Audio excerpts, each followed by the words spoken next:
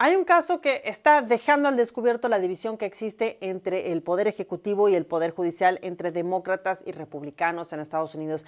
Es así que hoy en América Revelada vamos a analizar el polémico caso de Kilmar Abrego García, un salvadoreño deportado recientemente a su país que está acusado de ser miembro de la organización terrorista MS-13, una de las pandillas más violentas del continente. Pues mientras el gobierno de Estados Unidos asegura que fue una deportación legal y necesaria, por otro lado, sectores de la izquierda, incluyendo también organizaciones pro-inmigrantes y algunos jueces, afirman que fue un acto injusto y que se deben frenar estas expulsiones. Una vez más, el país está dividido. Demócratas y activistas que se oponen a las deportaciones de inmigrantes que tengan antecedentes dudosos, mientras que por otro lado, republicanos que insisten en aplicar la ley y proteger la seguridad nacional. Entonces, bueno, ¿qué rol juega la Corte Suprema en este caso? ¿A quién protegen? ¿Y qué consecuencias pueden tener estas tensiones entre poderes? Quédese conmigo que hoy en América Revelada vamos a revisar los hechos sin filtros y sin agendas.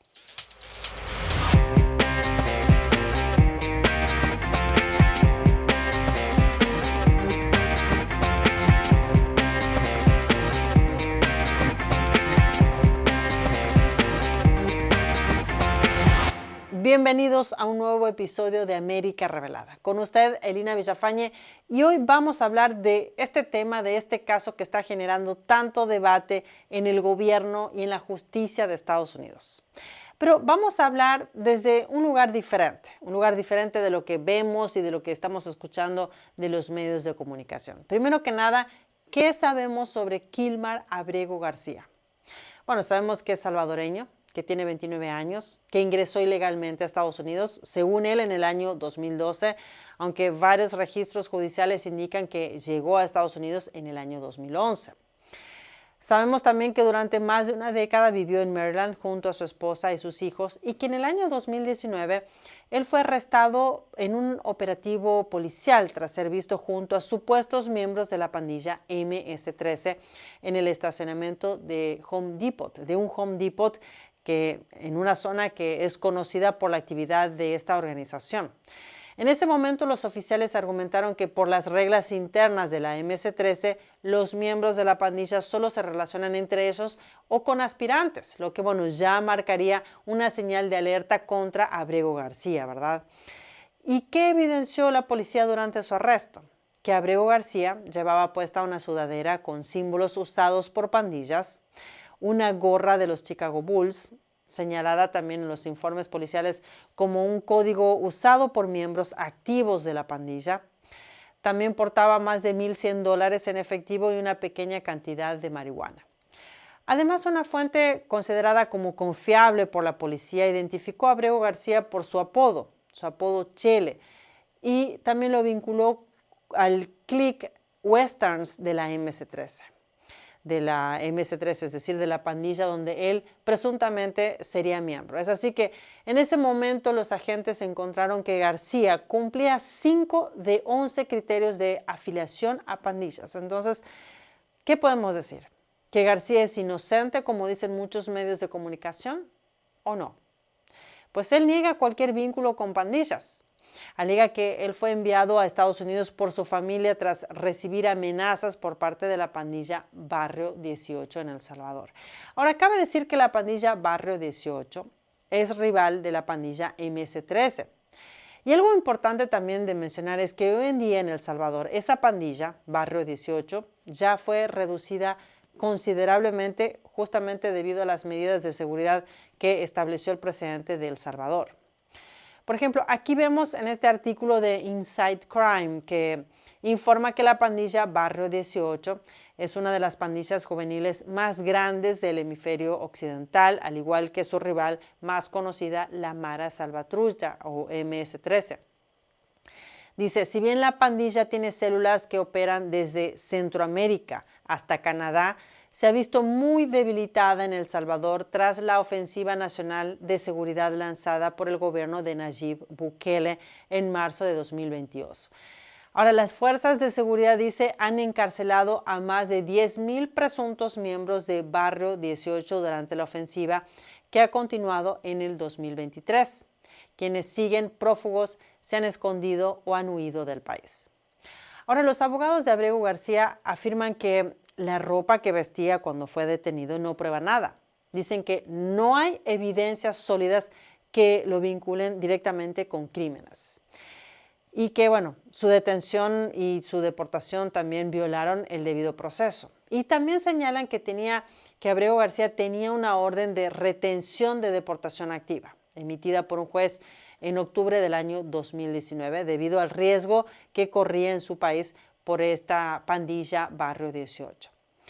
Ahora, aquí me gustaría que hagamos un paréntesis porque es verdad que García tenía una orden para no ser deportado a El Salvador. Y también es verdad que el Departamento de Justicia de Estados Unidos reconoció que fue un error administrativo porque el deportado tenía protección contra la deportación hacia El Salvador. Pero eso no significa que Estados Unidos no pueda deportar a Abrego García a otro país o que esta persona tenga derecho a quedarse a vivir en Estados Unidos. Entonces, ¿podemos decir que la administración de Donald Trump hizo un error al deportarlo? No necesariamente.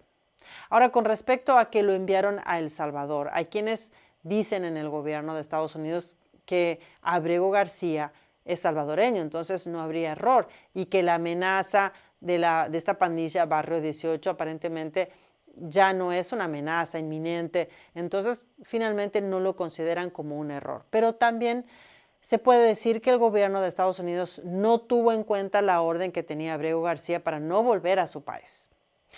Entonces, ¿qué pasó? Por un lado, había una orden judicial para aplazar el tiempo en que Abrego García debería ser deportado del país, pero por otro lado, en marzo de este año, el gobierno del presidente Donald Trump ejecutó la deportación. Es así que el día 15 de marzo, Abrego García fue enviado a El Salvador, donde fue recluido al CECOT, que es un centro penitenciario de alta seguridad. Aunque más tarde se informó que no está en una celda junto a otros pandilleros, sino que se encuentra en una celda individual con cama y baño privado. Ahora, posteriormente, la Corte Suprema de Estados Unidos ordenó al gobierno de aquí, de Estados Unidos, a que facilitara el regreso al país, pero el gobierno de El Salvador hasta ahora se niega a entregarlo. El presidente de El Salvador, el señor Bukele, estuvo recientemente aquí en Estados Unidos y la prensa le preguntó por el caso de Abrego García. Esto es algo que ya también lo compartimos en otro episodio aquí en América Revelada, y si no lo vio, le dejo el enlace ahí abajo en la descripción de este video y aquí arriba también para que usted no se pierda esa parte de la visita del presidente Bukele a la Casa Blanca y que también informa un poco sobre este caso. Pero como dije hace un momento, hasta ahora el presidente Bukele no parece tener intención de devolver a Abrego García a Estados Unidos. Ahora, dentro del país, aquí en Estados Unidos, este caso en particular trajo conflictos entre el Poder Ejecutivo Federal y la Corte Suprema. Podemos decir que es un caso que ahora se encuentra en una zona gris jurídica y diplomática. También podríamos decir que Abrego García se convirtió en dos personas, porque por un lado, las autoridades estadounidenses afirman que la deportación de Abrego García en realidad fue tardía y que fue deportado por una causa justa. También el Departamento de Seguridad Nacional sostiene que la deportación fue legal. En un comunicado del Departamento de Seguridad Nacional de Estados Unidos dijo: los principales medios de comunicación han difundido una historia triste sobre Kilmar Abrego García. La realidad es que es un inmigrante ilegal de El Salvador, miembro de la pandilla MS-13 y tiene antecedentes de violencia. Y algo similar también dijo la secretaria de Seguridad, la señora Kristi Noem. Dijo: escuchamos demasiado en los medios tradicionales historias tristes de pandilleros y delincuentes ilegales y no lo suficiente sobre sus víctimas. Ahora, el asesor de seguridad de Estados Unidos, el señor Stephen Miller, dijo el 14 de abril: toda esta conversación ha sido errónea desde el principio porque nadie fue deportado por error a ningún lugar, refiriéndose justamente a que los titulares que podemos leer hoy en día en los medios de comunicación sobre el caso de Abrego García Y también agregó además, el único error fue que un abogado incluyó una declaración incorrecta en un documento legal. Ese abogado, dice, ha sido relevado de sus funciones. Esto dijo Miller sin nombrar al abogado ni tampoco especificar cuál es el documento legal al que se refiere. Pero luego se supo que un abogado del Departamento de Justicia, luego identificado como Erez Reubeni, fue suspendido tras declarar ante un juez su frustración por no poder proporcionar respuestas detalladas sobre la deportación de Abrego García. Es así que Reubeni no trabaja más en el Departamento de Justicia, según afirman las autoridades. Ahora, por otro lado, los medios masivos de comunicación, muchos demócratas y sus partidarios lo describen como un hombre de Maryland, así hablan de Abrego García, como un padre amoroso que fue injustamente separado de su esposa e hijos en Maryland, donde han vivido durante más de una década. Es más, el día 22 de abril, la cuenta GoFundMe para apoyar a la familia Abrego García ya había alcanzado más del 90% de su objetivo de $290,000. También la organización progresista como National Day Laborer Organizing Network afirma que Abrego García fue etiquetado falsamente sin pruebas contundentes. Y esta misma organización también ha recaudado más de $260,000 para ayudar a la familia de García. A todo esto, ante la indignación generada por la deportación de Abrego García, las autoridades del gobierno federal agregaron al menos 2 informes que generan mayor preocupación sobre el comportamiento de García. Y uno de ellos provino de su esposa. Así es. Lo que está viendo aquí es un expediente del año 2021 que está publicado en la página del Departamento de Justicia que muestra que en ese año Abrego García recibió una orden de protección temporal en su contra después de que su esposa alegara que él la había golpeado, arañado, arrancado su camisa y lastimado, según dice este expediente judicial. En su declaración, la señora Vázquez, esposa de Abrego García, citó un patrón de comportamiento violento de su esposo que se prolongó durante años. También afirmó haber tomado fotos y vídeos como prueba.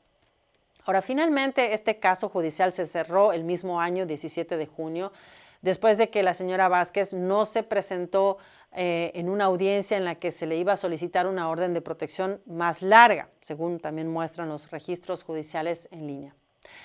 Ahora, con respecto a la deportación de su marido, la señora Vázquez ha hecho varias declaraciones públicas pidiendo la liberación de su esposo.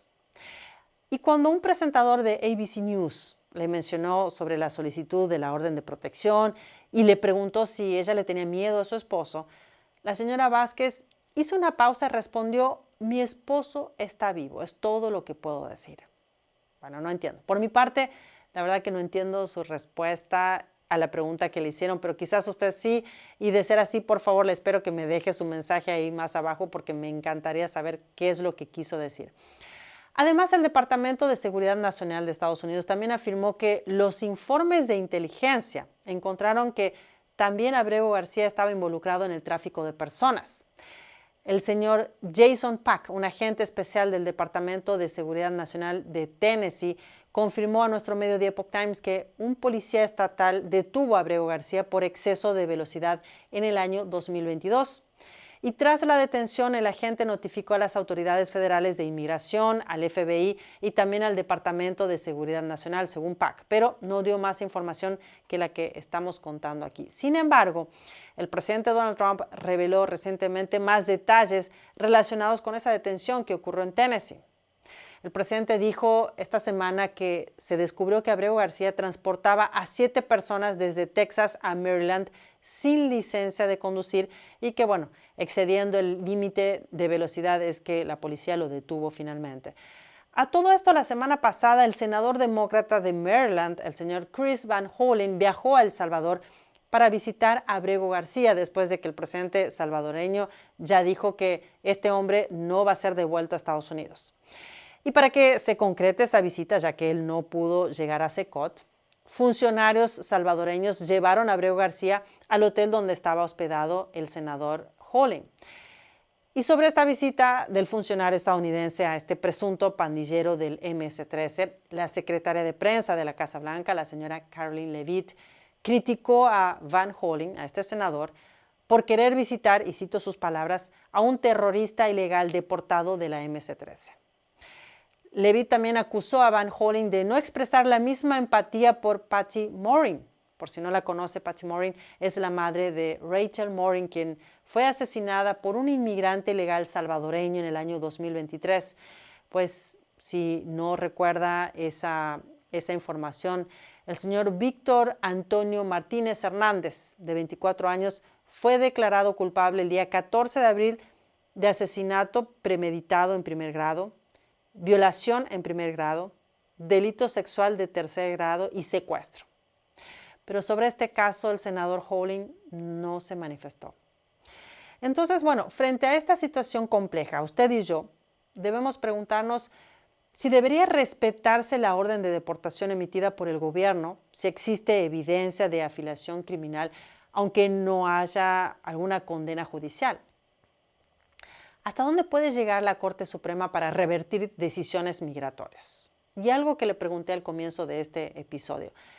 ¿A quién están protegiendo con querer devolver a Abrego García a Estados Unidos? ¿A la familia de Abrego García? ¿A Abrego García? ¿A los ciudadanos estadounidenses? Y sobre todo, ¿qué debería Estados Unidos hacer? ¿Debería seguir protegiendo a inmigrantes con vínculos sospechosos o debería aplicar con firmeza las leyes migratorias sin excepciones? Bueno, le invito a usted a que me deje su opinión abajo en los comentarios, ya que para mí, como usted sabe, es muy importante conocer lo que usted piensa sobre este tema. Y por supuesto, no olvide dejar su poderoso me gusta y si no lo hizo, suscríbase a nuestro canal América Revelada y active también la campanita para que no se pierda los próximos episodios. Muchas gracias por acompañarme hasta el final de este episodio. Con usted, Elina Villafañe, Conectando América con la Verdad. Espero que disfrute este fin de semana y lo espero el próximo lunes a la misma hora, 8:30 hora del este. Nos vemos pronto.